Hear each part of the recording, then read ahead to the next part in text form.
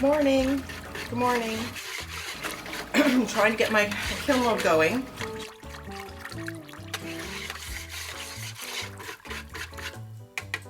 Bright and early, and I wanted to get down here because yesterday I put, oh shoot, I didn't want to do that, 2 coats of pearl white inside, as well as down to about here, and then I just added a 3rd coat of the pearl white, so you can still see where it's dialed back a little bit.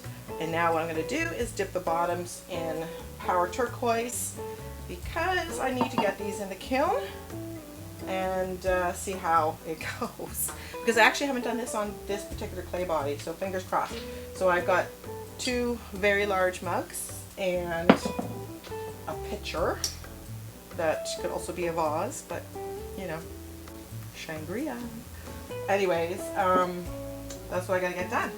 And then the rest of the day I have to glaze some other pieces. I have some pots because I was working on a video.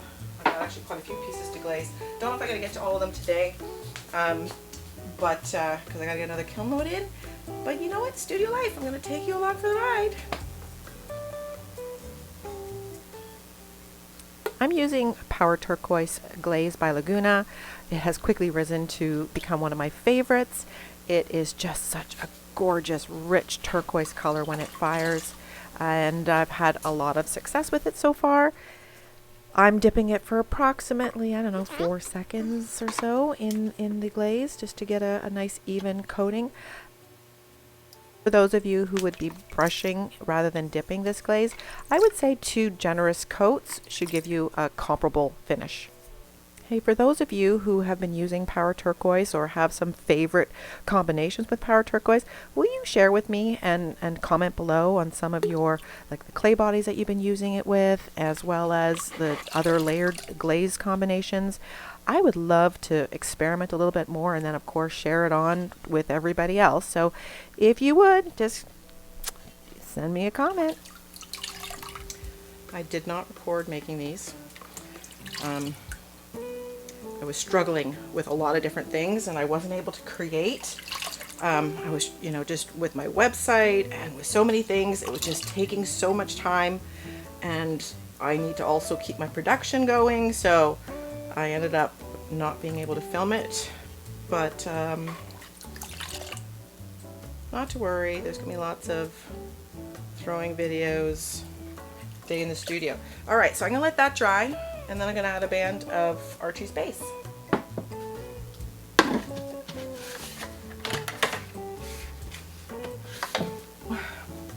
I am going to be putting Archie's base here to help the the pearl white and the Power Turquoise really kind of melt together. In my previous version of this, you saw it in a kiln unloading. I just used the Blue Midnight, and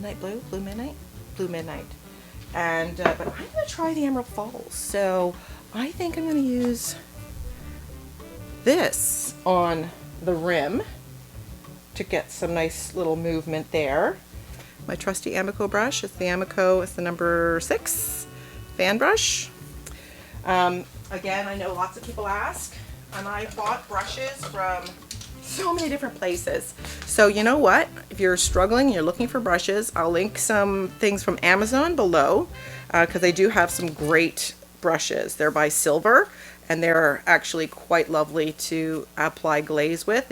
You want to have these, it's like a natural goat bristle. It's soft and fluffy. They're called mop brushes. You can also go to like craft stores like Michael's. They sell, I think this I got from Michael's to try it out. Make sure it's focusing on the right thing. You know, I've gone to Michael's just because, you know, there's a lot of different sources where you can find good brushes. So they doesn't always have to be a fan, but it's about the fluffy brush, because you really want to be able to pick up a lot of product. Emerald Falls, wish me luck, because I did use this on another pot and I did not like it. Not this combo. All right, I'm just going to put this right along the rim, kind of globs-ish. Because the idea is I want this to run down inside as well as down on the outside. That's the look that I want. If you're new to the channel, my kiln is a manual kiln, and I want to put a hold on my glaze fire just to help, or like a soak at the end, just to try to level out some pinholing that I've been getting. So ultimately, I need to fire in the morning so that I can get back to it, rather than what I was doing was turning it on, you know, noon, 1, you know, or sometimes even later in the afternoon, and it was shut off, you know, 1 o'clock in the morning, which, you know, I ain't got enough to go sit in my garage for 15 minutes. Because a manual kiln, you literally have to go back out and turn on the kiln again and hold the switch, or you can rig it up, but you physically have to be there to do that. So this way, if I run, if my glaze fires are usually about 9 hours or so, if I fire it, you know, it's going to turn off. I mean, I think it's like 8 o'clock right now, 8:30, something like that. So if I can fire it, turn it on at like 9, and do a nice warm up to help this dry thoroughly, then I'll be able to turn it back on around 6 or 7 and get that nice little soak. I'm just getting it on. I want it thicker on the rim. And this is a speckled clay too. So this one is, I usually leave it bare, crossing my fingers that I don't get too much, you know, pinholing, because that sometimes happens when you deal with these speckled clays. And dark clay too, you can get a little bit of off-gassing, a little more than normal. And so that's another reason why I want to get my soak on here, because if I can help level some of that out, I would be very happy. Okay, Archie's base. What I've been doing, and it seems to be helping, is I've been storing it on my shelf upside down. Because you know how I love this glaze, but it's got that thick goop. It seems to like alleviate the problem a little bit, so that might be the solution. So if you can't get your glaze bottle open, I just stick it in a bottle in my water, my rinsing water, and first a couple of seconds let the water get in there and sort of soak in. It will soften it up. And try to, there it is. It just softens it up enough. And get it open. I'm just going to use a larger mop brush. This is a runny glaze too, so, and I'm just going to sort of dab it on, kind of right where Power Turquoise and Pearl White mix, kind of encourage nice dribblies. I've been spending so much time on the computer that it's just nice to be in the studio doing fun stuff. Because doing the website, I'm really proud of. I'm really happy I've done it. There was a lot of learning, a lot of YouTube video watching just to figure out how to do so many things, because that's all brand new to me. I'm really happy with it, but it was just, you know, I was getting tired of sitting at a computer desk. Ugh. And it was really quite challenging for me to not come down and play. A while back I posted on the community page a survey, and thank you for those of you who answered my survey. It was really valuable for me.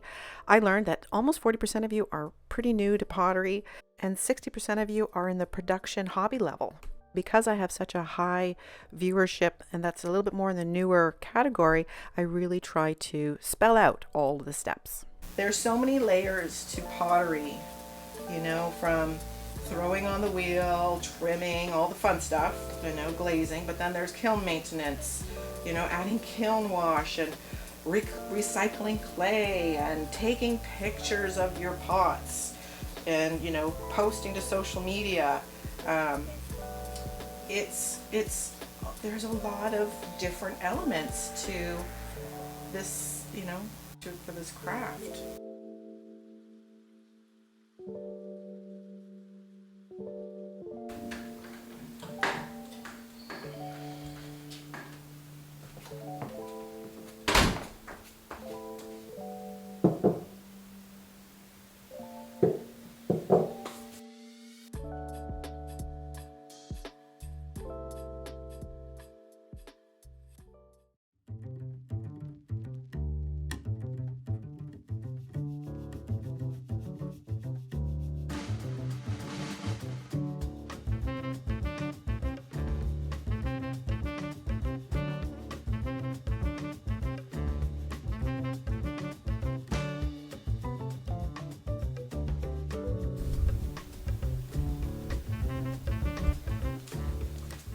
As my kiln is a manual kiln, I have the fail-safe, which is the timer switch. I set it usually to 12 hours for a firing. This time I went to 13 because I plan on doing a very slow sort of warm-up to help dry those pieces. And this is my handy-dandy ventilation system. I use an oscillating fan with pointed at the peepholes, and it helps to keep air movement throughout the kiln through the duration of the firing. You do the best you can with what you got.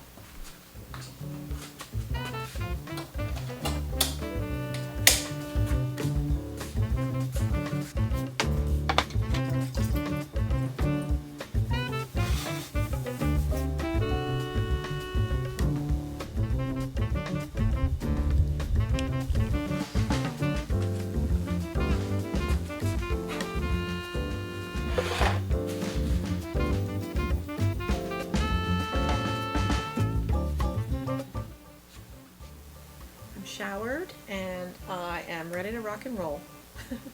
I was in my little still a sleepy mode this morning, and I just really want to get glaze on those pieces, those couple of pieces. I want to test them out and see how they're going to do in the, before I proceed and glaze with more of the pearl white with the power turquoise. I just haven't used it on that clay body, so I have no idea what's going to happen, and I don't want to go and do all of my pots or a lot of pots with it if it's not going to work very well. I've had a little hit or miss with the particular speckle clay. So today I'm using a clay body that I'm pretty comfortable with, and I know how it interacts with these glazes, so as all things go the way I plan, I'll have some good pieces when these come out of the kiln. I got a message from Brenda, and she asked, she just got her sunset pink, and it's so thick that it stays in peaks. Is that like mine? Now I responded to her, but I don't know how well I did, and it is a thicker glaze. So if you see that, Brenda, this is for you. So you can see that it is a bit thicker. This one's almost empty, so I'll be opening up a new one. You do need to really stir all the ingredients, so I get in there and I get it all under the lip, and it will start to kind of loosen up. You could add water if you wanted to, but just remember that if you do, you're messing with the formula, and you may thin it too much, and therefore you would need to add more layers. But it is a slightly thicker formula, and it does give soft, very soft peaks. I've seen thicker, like I said, if you ever look at like Chun Plum, my goodness, that was thick, and oatmeal is pretty darn thick too. It's more fluid than that, so it still brushes on quite nicely. But just so you know, you're not alone. It is a bit thicker. So if you guys have questions about things, by no means am I the expert. I'm not. I just share what I know and what I do. So if you have questions, put them below. You know what, and I'll see if I can come up with an answer, or at least then someone else might, because you know what, I get some really great advice from you guys, so thank you all. Oh, excuse me a moment, I've got a phone call.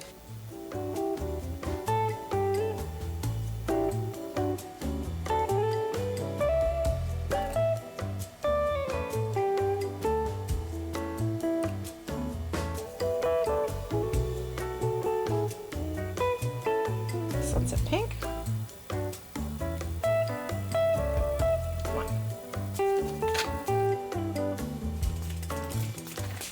I'm debating whether I should try the fairy rose.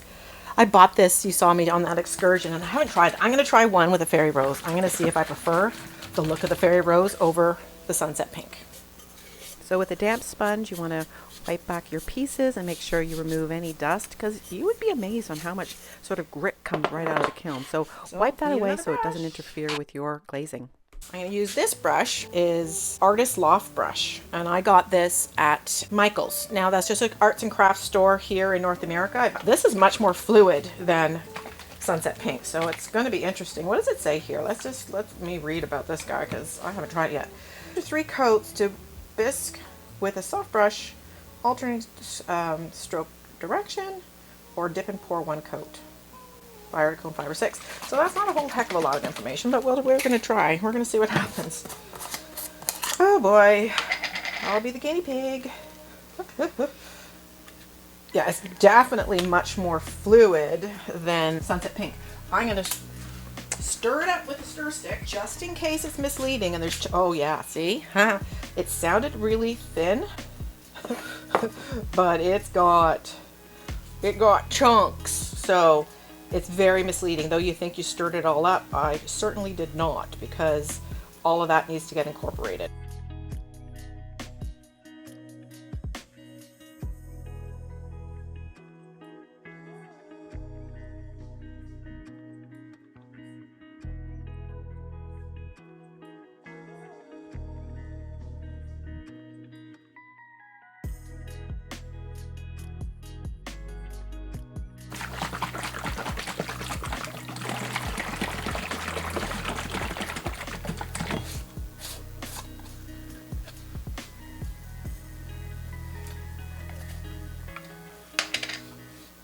Oh good, it's pretty much done. Just a little bit goop left. But you can definitely see that it is a more fluid formula than the Coyote, the Sunset Pink.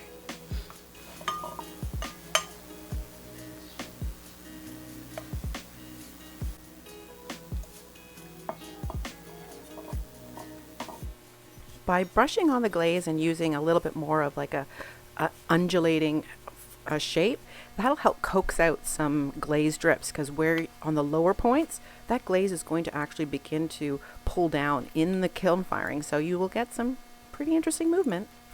Now I'm going to keep this in a cool spot in my kiln, as per Nat from Mudworks, because this is that pink marbled clay, and in order to not burn out the pink, I'm going to keep it in the cooler. So I'm going to keep this on my top shelf.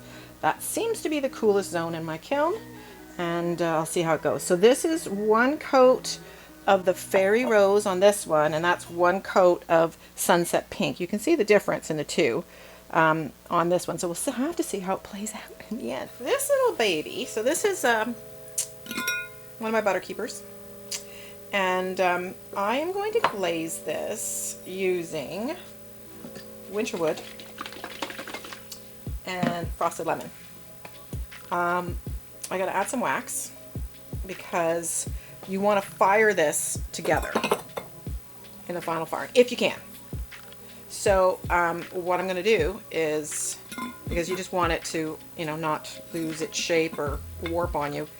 So I'm going to wax the rim here, because you don't want glaze there, and I'm going to wax, it might, maybe, you know what, I might have to, it's not a very big lip, that I think I'm going to have to rethink this, because I think I'm just going to, you know what, I'm going to glaze all of this, and I'm going to wax here, and I'm going to have to fire it separately, and hope that it does not warp, because I can't, it's such a tight fit in here that if it's touching in the glaze firing, it might fuse, and that would be that. So I am going to wax both these, and then I'll fire in the kiln one like this, and I'll fire this one, of course, the bottom here. Actually, I can glaze right over the top of this.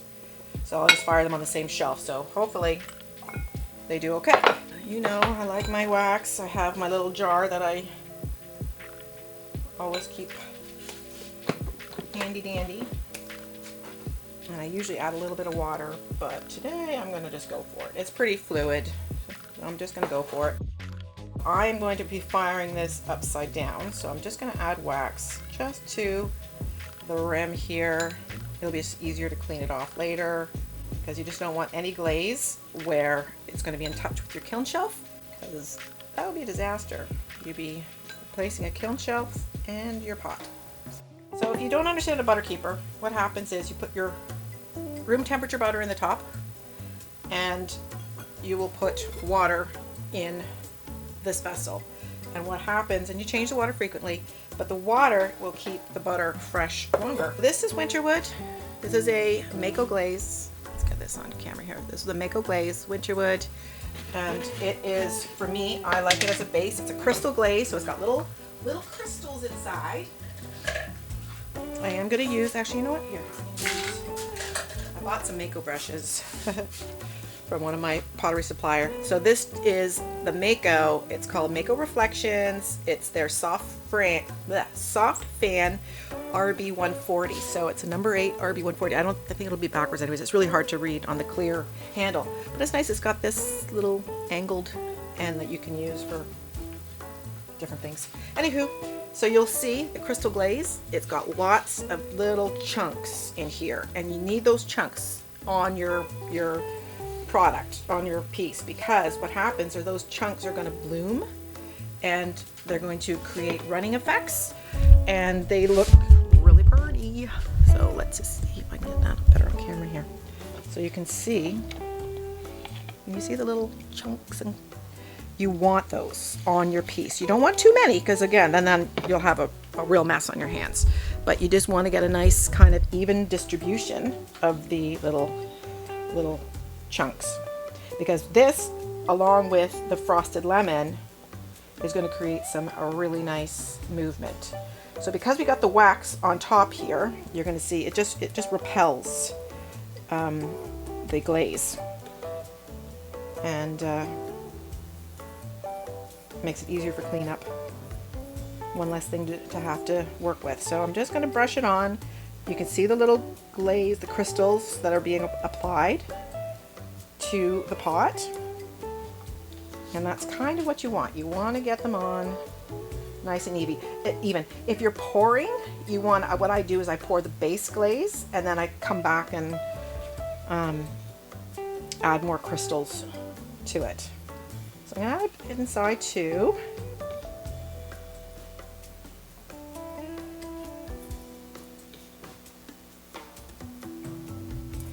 So when you're glazing things, you want to think about, kind of how you're going to fire it too. Like, how is it going to be in the kiln? I'll do the underside in a minute. Give it a minute to dry. Stir up your crystal glazes. You've got to stir crystal glazes frequently so that you get, not just the top glaze, because that's a common complaint, is people say, oh, I don't get any crystals, or I don't get any of the movement, or the little brown specks, or the little speckling, and that's because you're using just the base glaze, and you need to get those crystals on there. But just a nice even distribution of crystals, like so, because I'm going to glaze this whole top.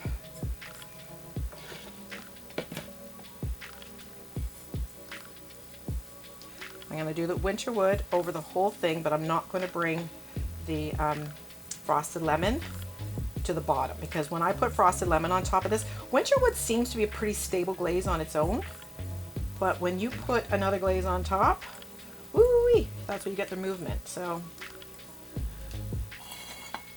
let that dry for a moment or two. I'm just going to remove, even though I put wax on there, I'm just going to give it a quick little wipe back. I gave up trying to have nice nails. My hands, I don't know how people do it, and with pottery, my hands are in water, my nails are thin and soft, and you know what, forget it. Unless I go and get, the coatings put on my nails, like even shellac doesn't stay on if I'm throwing and got my hands in water. It won't stay. I give up.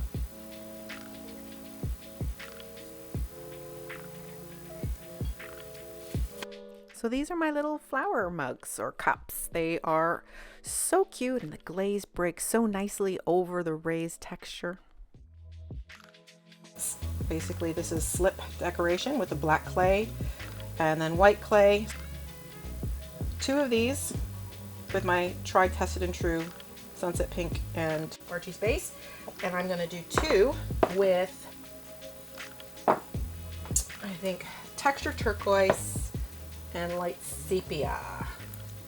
That I know does really well on this clay body. So I'm going to bring the Sunset Pink right down to the bottom.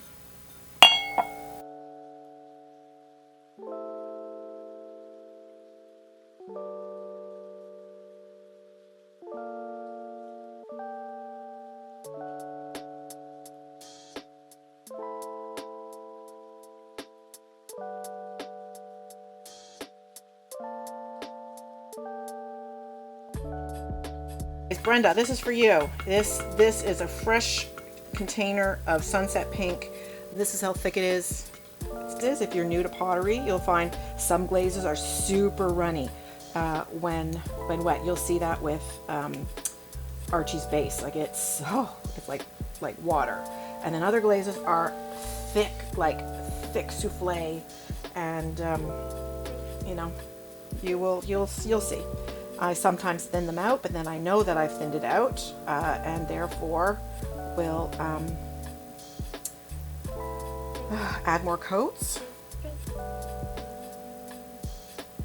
But just know that when you're even adding water, you're still changing the formula, because our water has chemicals in it, especially tap water. So I'm just making a nice clean foot there. Try to get it in every little nook and cranny. This little baby is going to get light sepia.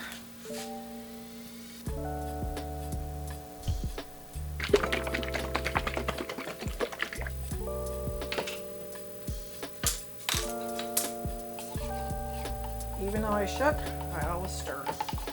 Make sure there's nothing on the bottom. This is my AMACO brush.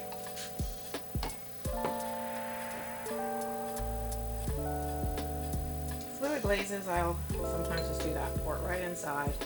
Kind of swirl it around, get it all over.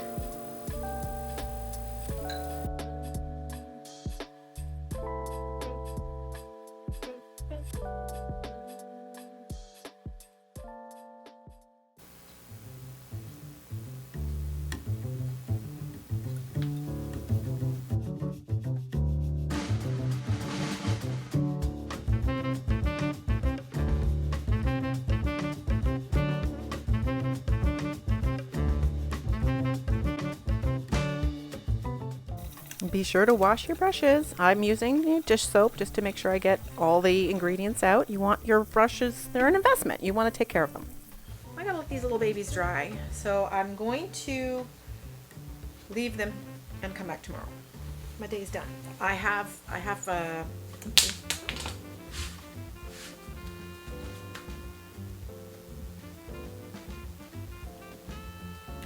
you know, it's always a pleasure to have you in my home and in my studio with me, and I enjoy taking you along on this journey. Tomorrow we're going to finish glazing these goodies. I'm going to unload that kiln, and I can't wait. I'm scared. I'm not going to sleep well tonight. You know that's going to happen, right? That's just the way it goes. I just don't sleep on kiln nights. And until tomorrow or the next day, you know, daily-ish. See you soon. Take care. Bye.